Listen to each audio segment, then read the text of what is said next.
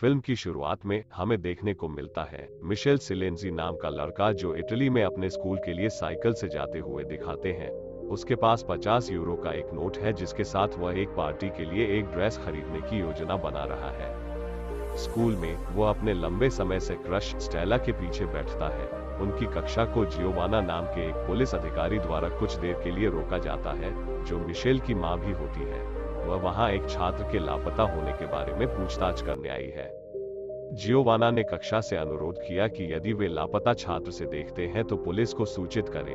उसके जाने के बाद मिशेल की नाक से खून बहने लगता है, इसलिए वह बाथरूम की ओर भागता है। कुछ बदमाश जो उसे लंबे समय से परेशान कर रहे हैं, उसे उसके सारे पैसे सौंपने की धमकी देते हैं। वो घटना से निराश होकर घर वापस चला जाता है। वह अपने द्वारा बचाए गए कुछ पैसे निकालता है और पैसे से एक ड्रेस खरीदने का फैसला करता है।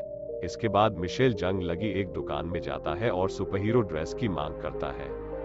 दुकानदार उसे पूरी तरह से टाइट और एक घटिया सूट थमाता है। उनका दावा है कि यह एक चीनी सुपरहीरो का सूट है। मिशेल को ड्रेस पसंद नहीं है, लेकिन फिर भी इसे खरीदता है। जब जियोवाना काम से घर लौटती है तो वह देखती है कि मिशेल अपनी ड्रेस में पार्टी में जाने से इनकार कर रहा है क्योंकि उसे लगता है कि वह बेवकूफ लग रहा है। वो उसे आश्वस्त करती है कि वह अच्छा दिखता है और उसे पार्टी में भेजती है। वहां मिशेल बहुत ज्यादा आनंद लेता है और यहाँ तक अपने क्रश स्टेला से बात भी करता है, लेकिन फिर से बदमाश स्टेला का सड़क पर चलते हुए एक वीडियो टेलीविजन लगते हैं। उनका दावा है कि वीडियो मिशेल के फोन पर वीडियो पाया गया है और वह स्टेला का पीछा कर रहा था। शर्मिंदा होकर मिशेल बाथरूम में भाग जाता है और खुद को अंदर बंद कर लेता है। सभी लोग बाहर से दरवाजा पीटते हैं, उसे खोलने के लिए कहते हैं। मिशेल निराश है और चाहता है कि रोशनी जाने से ठीक पहले वह अदृश्य हो। अगले दृश्य में हम उसे बाथरूम की खिड़की से बाहर कूदते और घर वापस जाते हुए देखते हैं। अगली सुबह मिशेल अपने कुत्ते को भौंकते हुए देखता है। वो उस पर ज्यादा ध्यान नहीं देता और अपने दांत साफ करने के लिए बाथरूम जाता है। जब वह शीशे में देखता है तो मिशेल अपने कपड़े और ब्रश को देखकर हैरान रह जाता है। उसका शरीर शीशे में अदृश्य होता है। मिशेल बाहर भागता है और अपना कपड़े उतार देता है। तभी उसकी मां अंदर आती है और लड़के को पूरी तरह से अनदेखा कर देती है, यह साबित करते हुए कि केवल मिशेल ही खुद को देख सकता है। जब वह चारों ओर देखना शुरू करता है तो मिशेल जल्दी से एक कागज पर लिखता है कि वो आज जल्दी से स्कूल गया है और उसे बिस्तर पर रख देता है। जियोवाना इसे पढ़ती है और कमरे से बाहर निकलने के बाद वह मिशेल को उसके फोन पर कॉल करती है। मिशेल उसे उठाता है और उसे बताता है कि वह ठीक है। इस उलझन में कि उसे आगे क्या करना चाहिए, वह लंबी बाजू के कपड़े पहनता है। अपने शरीर के हर हिस्से को ढांकने के बाद वह स्कूल जाता है और दूर से स्टेला को देखता है। मिशेल तब उसके धमकाने को नोटिस करता है और उसे इतना परेशान करने के लिए उसे सबक सिखाने की योजना बनाता है। वह अपने कपड़े उतारता है और स्कूल के अंदर नग्न और अदृश्य चलता है। कक्षा के दौरान वहीं से वो पेंटबॉल गन उठाता है और शिक्षक पर उसका इस्तेमाल करता है, जिससे शिक्षक धमकाने वाले को निलंबित कर देता है। फिर मिशेल लड़की के चेंजिंग रूम में जाता है और उन्हें कपड़े उतारते हुए देखता है। अचानक उसका तौलिया उतरता है, जिससे उसका सिलहूट सभी के लिए स्पष्ट हो जाता है। तभी उसकी शक्तियां फीकी पड़ने लगती हैं, जिससे वह फिर से दिखाई देने लगता है। तौलिए के नीचे एक नग्न मिशेल को देखकर लड़कियां चिल्लाती हैं। अगले दिन मिशेल अपनी कक्षा में है, जहां बेसिली नाम का एक मनोवैज्ञानिक युवा के मानसिक स्वास्थ्य के बारे में व्याख्यान दे रहा है। मिशेल के 2 साथीदार पिछले 1 महीने में घर से भाग गए हैं, इसलिए उन्हें लगता है कि युवा के सोचने के तरीके को समझना आवश्यक है। जैसे ही मिशेल व्याख्यान सुनता है, उसके हाथ चमकने लगते हैं और अचानक वे गायब हो जाता है। शुक्र है कक्षा खत्म हो गई है, और इससे पहले कि कोई उसे गायब होते देख पाता, वह भाग जाता है। वह अपने शरीर के सभी हिस्सों को ढांक कर घर जाता है और अपनी छोटी बहन कैंडेला को अपने कमरे में देखता है। मिशेल उसे दीवार का सामना करते हुए नीचे जाने के लिए कहता है। एक संदिग्ध कैंडेला दरवाजा खोलती और बंद करती है ताकि ऐसा लगे कि वह चली गई है। मिशेल जांच करने के लिए नहीं मुड़ता और अपने कपड़े उतारने लगता है। जब वह मुड़ता है तो कैंडेला डर के मारे चिल्लाती है। अपने भाई को देखकर वह अदृश्य हो जाती है। मिशेल उसे शांत करता है और उसे बताता है कि उसकी ड्रेस ने उसे सुपर पावर दिया है। इस बीच पुलिस स्टेशन में मनोचिकित्सक बेसिली जियोवाना के साथ मिलकर लापता बच्चों की जांच करने का काम करता है। जियोवाना जोर देकर कहते हैं कि बच्चों का अपहरण किया जा सकता है, लेकिन बेसिली का तर्क है कि वे सिर्फ विद्रोही हो रहे हैं, जो उनकी उम्र के लिए सामान्य है। जब जियोवाना घर लौटती है तब भी मिशेल अदृश्य रहता है। जियोवाना फोन पर किसी से बात करती है, जिससे पता चलता है कि मिशेल को गोद लिया गया है। एक हैरान और आहत मिशेल घर से निकलकर पास के झूले पर जाता है। जब वह झूल रहा होता है, स्टेला वहां पहुंचती है और सोचती है कि मिशेल एक भूत है। वह डरी हुई नहीं लगती और इसके बजाय उसे अपना दोस्त बनने के लिए कहती है। वह उसके साथ संवाद करने के लिए रेत पर एक मुस्कुराता हुआ चेहरा बनाता है। दोनों फिर से मिलने का फैसला करते हैं। स्टेला के जाने के बाद मिशेल पास के एक आदमी को उसे घूरते हुए देखता है, हालांकि वह अदृश्य है। वो आदमी एक छड़ी का उपयोग करके दूर चला जाता है। यह प्रकट करता है कि वो अंधा है। रात में मिशेल स्टेला के घर जाता है। स्टेला खुश है कि उसने एक अदृश्य दोस्त बना लिया है। दो चुंबन, लेकिन ठीक तभी मिशेल की शक्तियां फीकी पड़ने लगती है। स्टेला के अपना चेहरा देखने से पहले ही वो भाग जाता है। बाद में स्टेला अपनी जिम्नास्टिक कक्षा में अकेली होती है जब एक सुई उसकी पीठ पर टकराती है। इससे उसकी बूंद बेहोश हो जाती है। कहीं और मिशेल ने स्टेला को उसके अदृश्य लड़के होने के बारे में बताने का फैसला किया है। वह अपने कुत्ते के साथ जिम्नास्टिक क्लास में जाता है। जब वह इमारत में पहुंचता है तो उसे एक नकाबपोश आदमी स्टेला ले जाते हुए दिखाई देता है। मिशेल उस आदमी पर हमला करता है और कुत्ता उसका हाथ काटता है। हालांकि आदमी लड़की के साथ भागने में सफल हो जाता है। बाद में पुलिस मौके पर पहुंचती है। उन्हें लगता है कि लापता बच्चे भाग नहीं रहे थे, लेकिन उनका अपहरण कर लिया गया है। स्टेला अपने सिर को कई तारों से जोड़कर एक अजीब सुविधा में जागती है। मनोचिकित्सक बेसिली वहां उससे पूछताछ कर रही है। यह पता चला है कि वो वही है जो बच्चों का अपहरण कर रहा है। वे लड़की पर कुछ परीक्षण करते हैं और उसे एक सेल में भेजते हैं। उसके दो दोस्त जो उससे पहले लापता हो गए थे, वे भी वही हैं। अगले दिन मिशेल पास के समुद्र तट पर अकेली है, जब अचानक पिछले दिन का अंधा व्यक्ति उसके सामने प्रकट होता है। मिशेल के सभी सवालों के जवाब देने से पहले ही वो आदमी जवाब दे देता है। यह ऐसा है जैसे वो मन पढ़ सकता है। जब मिशेल ने उससे पूछा कि वह कौन है, तो वो आदमी बताता है कि उसका नाम आंद्रेज है और वह मिशेल का पिता है। लड़का आंद्रेज पर विश्वास नहीं करता है और उस पर झूठ बोलने का आरोप लगाता है। आंद्रेज फिर अपनी कहानी बताना शुरू करते हैं। वह रूस के एक छोटे से शहर से एक सामान्य व्यक्ति हुआ करता था, जब तक कि शहर में एक विनाशकारी परमाणु विस्फोट नहीं हुआ।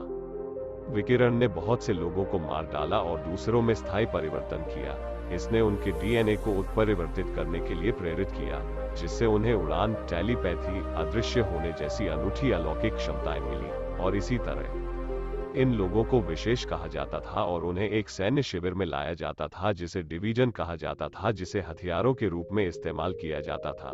विभाग ने उन्हें उनकी क्षमता से परे इस्तेमाल किया। विशेषों ने जितनी अधिक शक्ति का उपयोग किया, उन्हें उतना ही कमजोर मिला।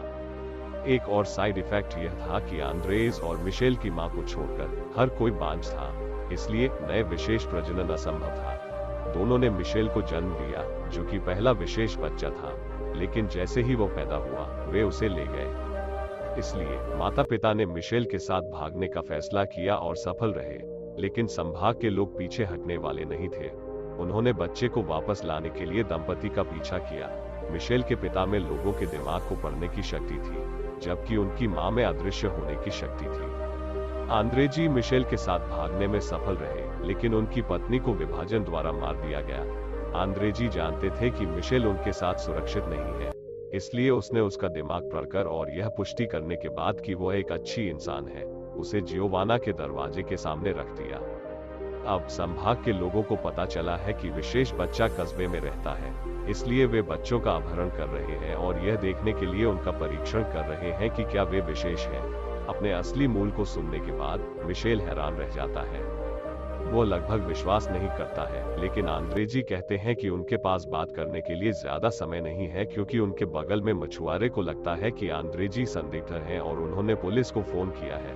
आंद्रेजी ने मिशेल को एक सूट दिया जो उसके शरीर के साथ अदृश्य हो जाता है। फिर वो मछुआरे की याददाश्त हटा देता है और चला जाता है। पुलिस कुछ ही देर में बासिली के साथ पहुंच जाती है। जियोवाना ने उसे बताया कि मिशेल को गोद लिया गया है, जिससे बेसिली को विश्वास हो जाता है कि वो विशेष बच्चा हो सकता है।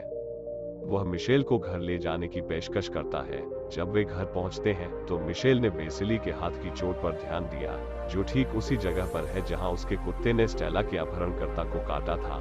वह उस आदमी को शक की नजर से देखता है और भागने की कोशिश करता है। यह पता चलता है कि वेसिली ने सभी दरवाजे बंद कर दिए हैं और उसका अपहरण करने की योजना बना रहा है। मिशेल एक कमरे में भाग जाता है और अदृश्य होकर अपने कपड़े उतार देता है। वह भागने में सफल हो जाता है जबकि तुलसी उसका पीछा करती है। जब वे सड़कों पर होते हैं तो मिशेल अपने धमकाने वाले इवान को अपनी बाइक पर देखता है। वह उसके पीछे बैठता है और उसे जल्दी से दूर जाने के लिए कहता है। एक नर्वस इवान बाध्य करता है। जब वे एक सुरक्षित क्षेत्र में पहुंचते हैं तो मिशेल खुद को इवान के सामने प्रकट करता है और उसे अपने सहपाठियों के अपहरण के बारे में बताता है। इस बीच स्टेला और उसके दोस्त छत पर वेंटिलेशन देखते हैं। वे एक दूसरे पर चढ़ते हैं और स्टेला बाहर कदम रखती है।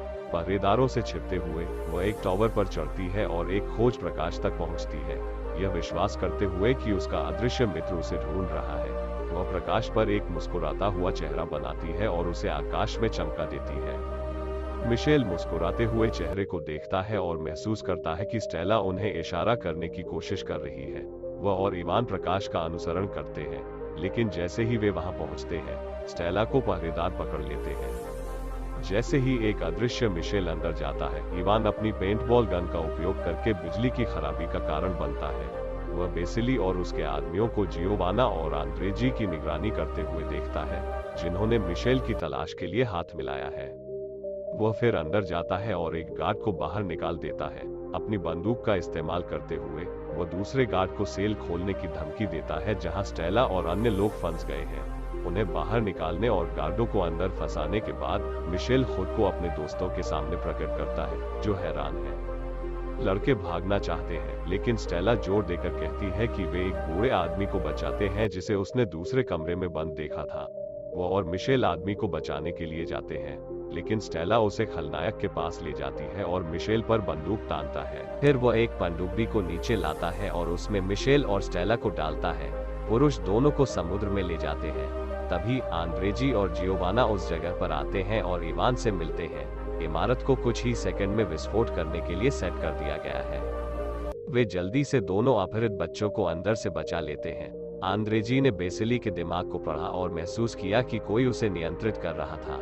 वे जल्दी से इमारत से दूर हो जाते हैं, जो इसके तुरंत बाद टुकड़ों में फट जाता है। वापस पनडुब्बी में मिशेल को अपनी टेलीकिनेसिस शक्ति का पता चलता है और वह जगह को कूड़ा करकट करना शुरू कर देता है। अपनी शक्तियों का उपयोग करके वह पुरुषों को मारने और खुद को और स्टेला को बचाने का प्रबंधन करता है। वे अंत में वापस किनारे पर पहुंच जाते हैं, जहां बहुत सारे लोग उनका इंतजार कर रहे होते हैं। मिशेल उनके सामने अदृश्य हो जाता है, अपनी शक्ति का प्रदर्शन करता है। आंद्रेजी माइकल से कहते हैं कि उन्हें सभी की यादों को मिटाना होगा, क्योंकि डिवीजन उन्हें फिर से ढूंढता हुआ आएगा। मिशेल स्टेला को आखिरी बार बाध्य करता है और चूमता है। आंद्रेजी मिशेल से कहते हैं कि वो वापस आएंगे और सभी की यादों को मिटाकर चले जाएंगे। फिर हर कोई अपने सामान्य जीवन में लौट आता है। दृश्य रूस में कहीं कट जाता है। मिशेल की मां, जिसे मरा हुआ समझा गया था, मुठभेड़ में केवल घायल हुई थी। उसने तब विभाजन को हरा दिया था और अब इस पर शासन कर रही है। वास्तव में वह वही थी जिसने मिशेल को वापस लाने के लिए उन लोगों को भेजा था।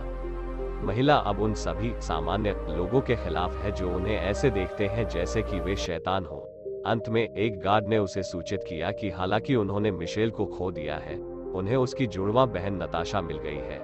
अतीत की एक क्लिप हमें दिखाती है कि आंद्रेजी उस दिन 2 बच्चों के साथ भाग गए थे।